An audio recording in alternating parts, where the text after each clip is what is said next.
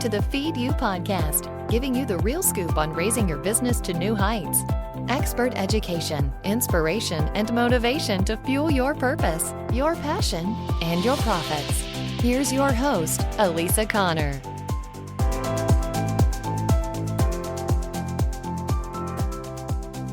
Hello, welcome to the show. I'm so grateful you're here. Today we are talking about why targeting your messaging and your marketing is going to help you get clients faster. So many people struggle with this. They think that they can go far and wide with their messaging and that they're just going to miraculously wake up one day and start selling their products, their courses, and their online programs. And then they're severely disappointed because all of a sudden their cash register isn't ringing, no one's listening to them, and they're being drowned out by a bunch of noise on the internet. And so I wanted to talk specifically to my second act entrepreneurs, and I'm going to talk about that in a minute, about why it is so important to narrow your niche and to avoid the struggle of not doing this. There's so many people that I talk to and that I work with that they want to avoid niching down and narrowing their target market to the point where they're just like, nope, I'm going to do it this way. And I'm like, all right, well, we can try it that way. But then when it doesn't work, they're like, oh, I should have listened to you. And so I want to save you some time and some energy and some frustration by helping you figure out how to narrow that niche and also the benefits of narrowing that niche. So I alluded to second act entrepreneurs, and this is a term that I came up with to describe people who have had a full-on career either in corporate or some other professional capacity that are now like, hey, now I did my time, I did my duty, I have the experience, I have the education, and I want to take those skills that I've accumulated and have bigger impact and help the next generation. And so that's really who I work with. And that's who this podcast is intended for, is those people that have done the grit, done the, dug their heels in and done what it took to build a really successful career and are now ready to take on the second chapter of their life. So they're not done yet. They still got, some impact to create and some things to do before they take the big exodus off the planet. So if you're one of those people, typically it's Gen X or older, I am so grateful you're here, and I am here to help you walk through the marketing capacity, the marketing plan for your upcoming entrepreneurial journey. So without further ado, let's talk about niching. And maybe this is the first time you've heard of niching or narrowing down your target market, or maybe you haven't even heard of target market.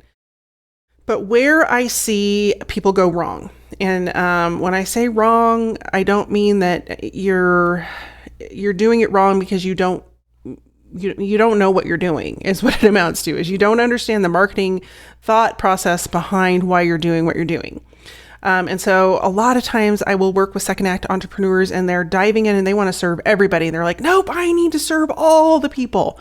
And I've had multiple conversations just in the last couple of weeks with people, in either a client or other capacity. In fact, I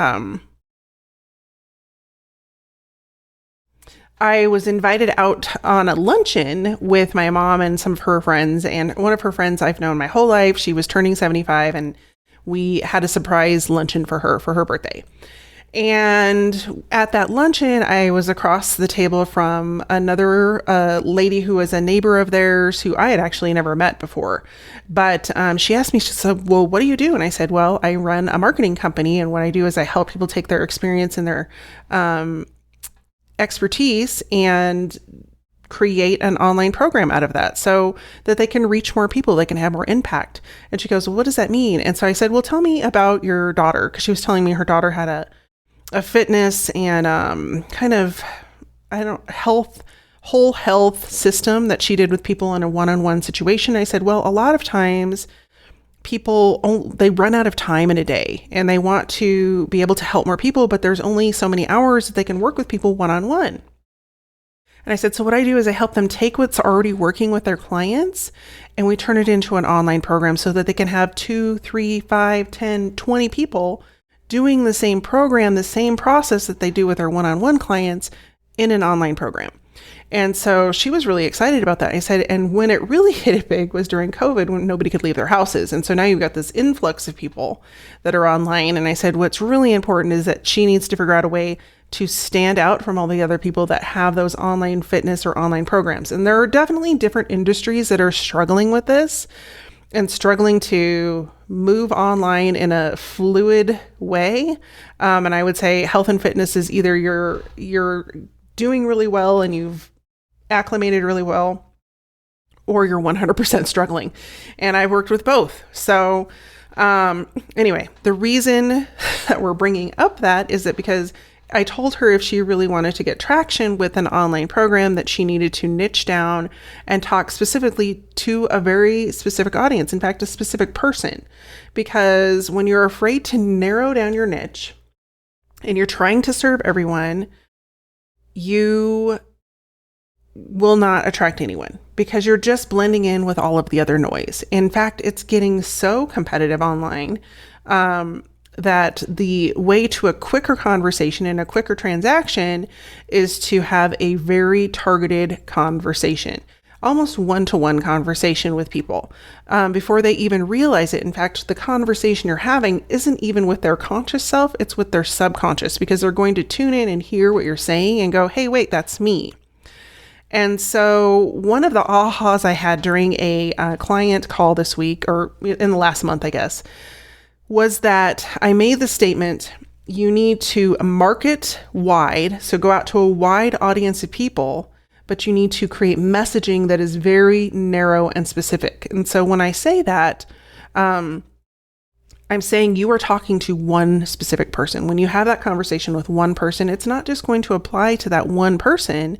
It's going to apply to all of the people that are exactly like that one person, with where they're at with their problem and where they've been struggling to find a solution and where they've looked for help but haven't found it. Because when you're inundated with information constantly, negative, positive, or whatever, at some point you're just like, I either don't have time to sort through all of this information, or nobody's speaking to me in a way that makes sense. And so I'm just not going to listen to any of them.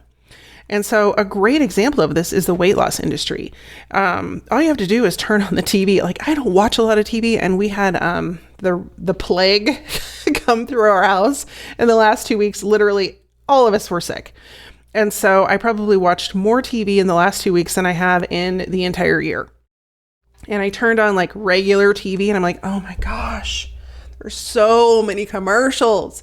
And if you're watching something like AMC or Hallmark, or there was another one that we were watching. But anyway, they're almost all like health or fitness or weight loss related. And I was just like, geez, these people are like, one, they're targeted, but they're all saying the same thing, just in a different way.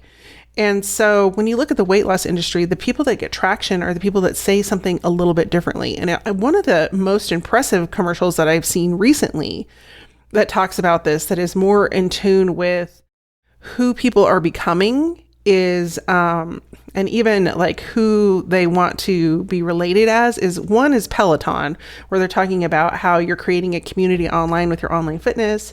And they like really tune into that community aspect versus the whole like working out to get in shape and kind of thing that most people talk about. And then there was another one, I don't know if it was Nordic Track, but I think it was Nordic Track. And they were trying to kind of mimic what Peloton was doing, but they weren't doing it quite as well.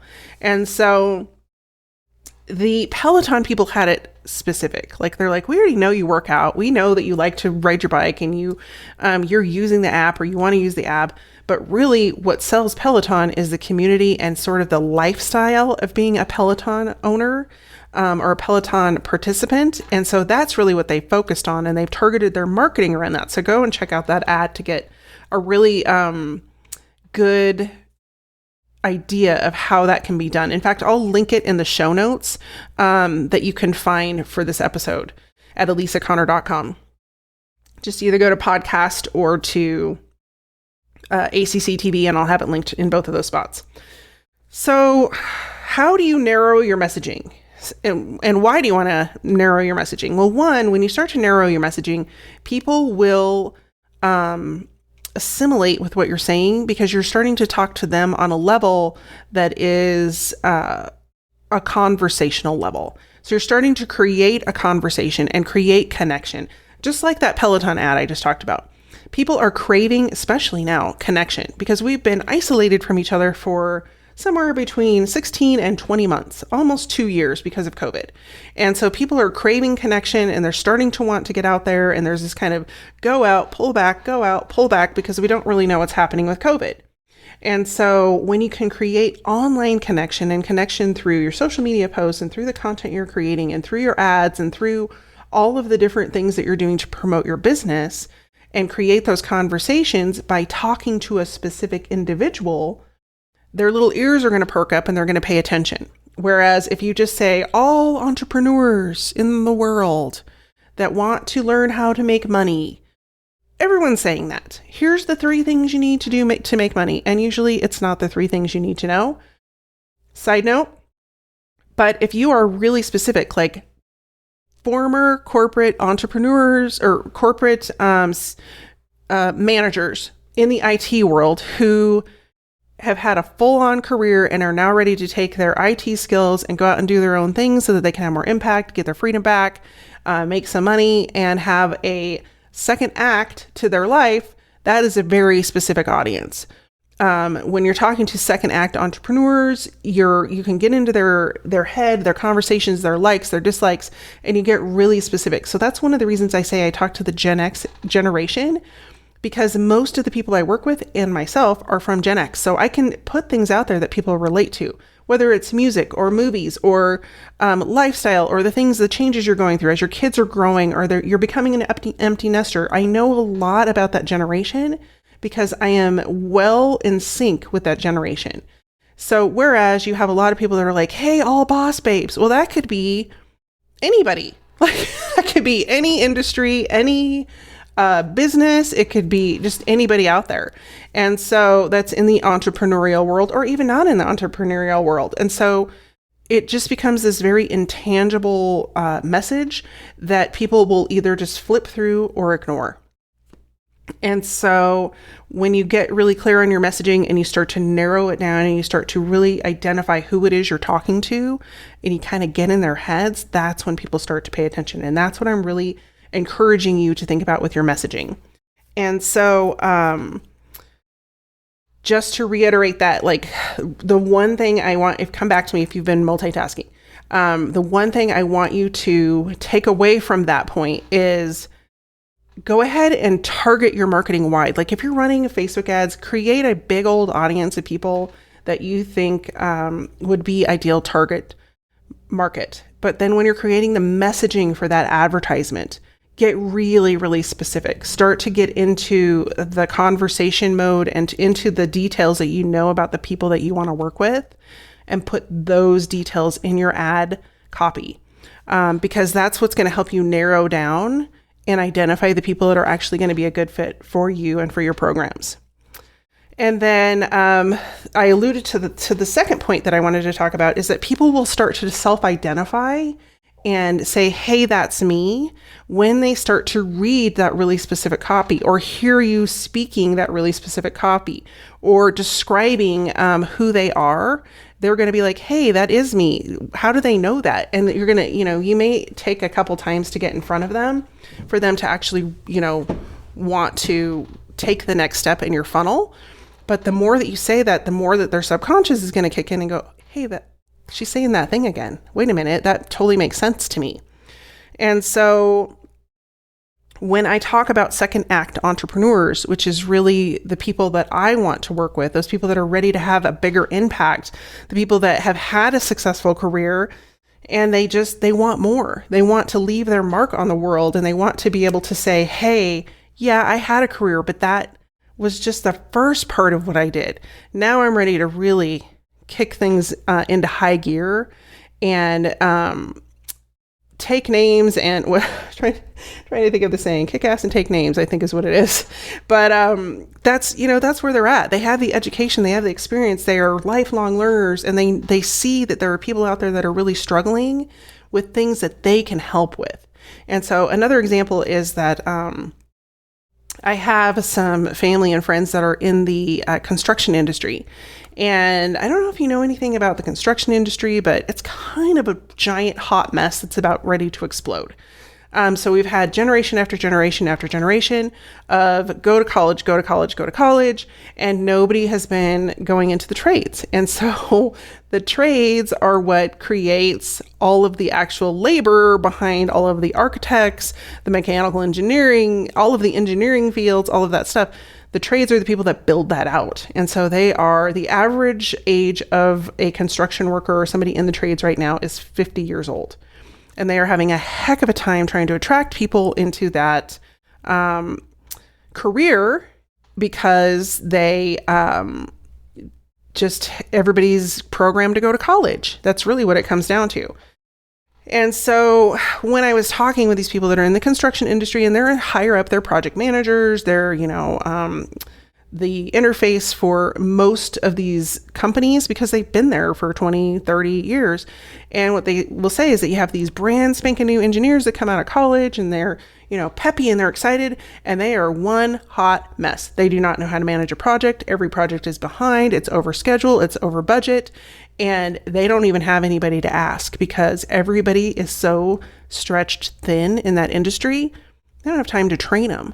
And so here's this lifelong experience of managing projects and accumulating skills and knowing the best ways to create communication between all of the different departments and different companies and different contractors, as well as creating a timeline and project milestones and all of these things that should be second nature to anybody that's in that industry, but it's not because it's not taught in school and the companies don't have time to teach it. And so I said, here's an education gap for somebody that's in that industry that can go in and say, hey, I've been doing this for 30 years and I put down my process and now I'm going to go ahead and put it out to people. And so if you speak to the pain of those people that are like, and it always comes down to time and money. And so when I was having this conversation, I said, they're like, I don't know how to sell it to people. I'm like, can you come up with 50 people right now that you work with on a daily basis that are struggling with this? And they're like, oh yeah. I'm like, there's your audience. And so people will start to self-identify with that. And sometimes you really have to dig deep into who your actual client is. And so in this case, in the case of that project management or construction world, the client isn't necessarily the engineer, the brand new engineer. It's that person's boss who's seeing all the delays in the schedule, projects not getting done, costing more hours, all of those things. And if you go to them and say, hey, I can help you alleviate that within a 9-month period, that's who you speak to. You speak to their pain, you speak to their problems, you speak to the people that, and how it's surfacing in their world. And you start to talk to them at a level with like, yeah, I understand. I'm on the other end of it, but I have a solution. Then they're going to be like, wait a minute, tell me more. And so that's really what I want you to think about is like, when you're identifying with a specific audience, get into their pain, get into their perspective, see things from their eyes, and then create your marketing because you're going to have a lot more success and you're going to have a lot more impact with them. And you're going to cut through the noise, which is really, really important. And then the third piece of this equation is, so you've identified them, you started to have that conversation, and you've opened up the door to possibility and the opportunity that you could help them, is that when they self-identify and they recognize themselves in your marketing message, then they start to have an emotional connection because they're like, wait a minute, they get me. Like, I like this. I like that somebody understands me. They understand my pain and they understand where I'm coming from. They understand why I'm so stressed out. They understand why like every day is a nightmare and I don't want to go to work anymore. They get it. And I want to know more about them because they spent the time to get to know about me.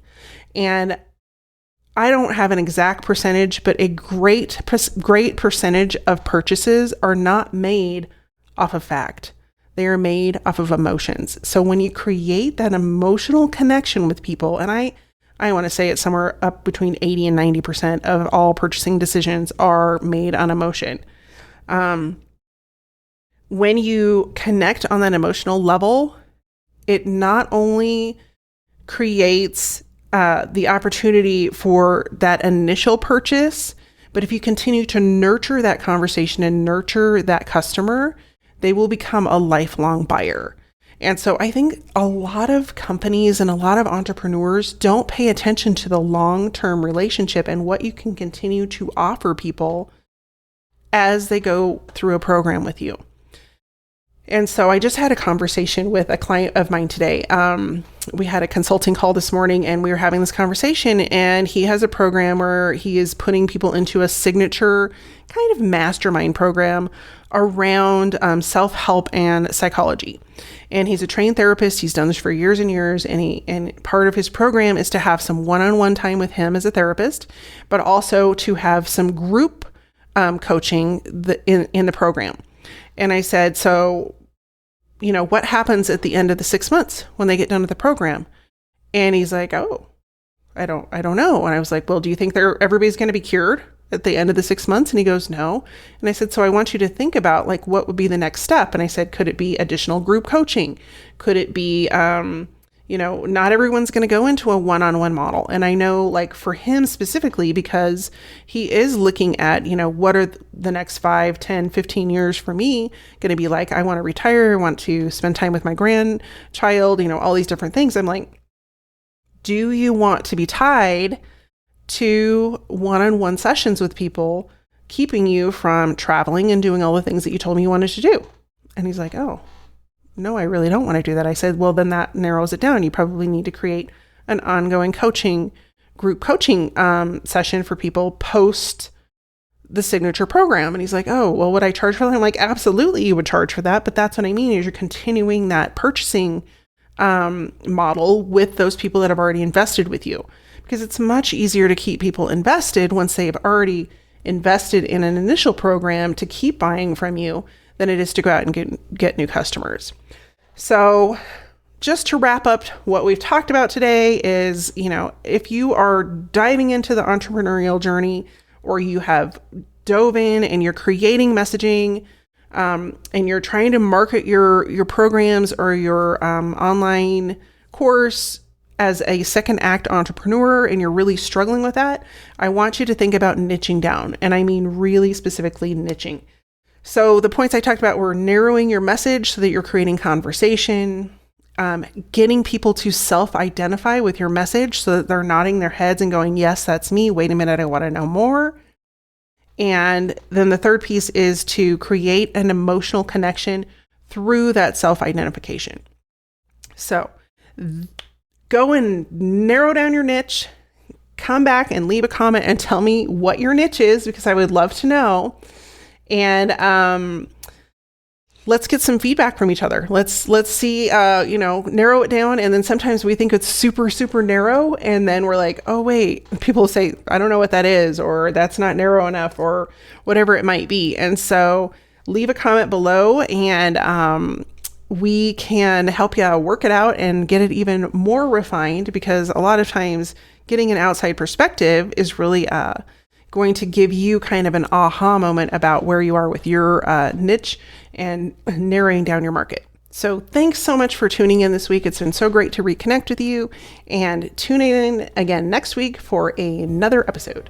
In the meantime, be well and take care. See you soon. If you're like most entrepreneurs, you should be on social media, but they keep changing the dang rules. For Pete's sake, every day there's a new algorithm change. There's when you should post, when you should not post, what you should post. Should you do video? Should you do Insta stories? Should you do this? It's enough to make anybody crazy. And the worst part of all is that even if you're showing up and you have a huge audience on one of these platforms, you don't own any information about them. So when they change the rules, and they do, you are at their mercy. Well, what if instead you could own your audience? What if you had the power to show up in front of them, share what you want to share on your own time frame? Well, you can. In my new upcoming training, Own Your Audience, you're going to learn how to stop being at the mercy of social media moguls. Yes, social media is a great tool, but when you put all of your eggs in their basket, it's like renting an apartment with a horrible landlord who keeps changing the rent. You deserve better. You deserve to control and get in touch with your people on your terms. In the Own Your Audience training, you're going to learn the 5-step proven system that I've used with my clients for the last 20 years that gets you in front of your audience, builds conversations, builds connections, and best of yet, helps you sell your stuff. Because if you're not selling anything, it's really hard to stay in business. So join me for this free live training coming up.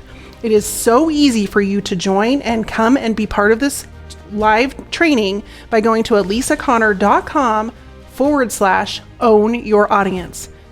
If you're tired of fretting about the next social media change and you're sick of being at the mercy of what to do, when to post, how to post, where to be, and you just want some sanity with your marketing, join me for this upcoming live training at alisaconnor.com/own your audience. And I look forward to seeing you inside.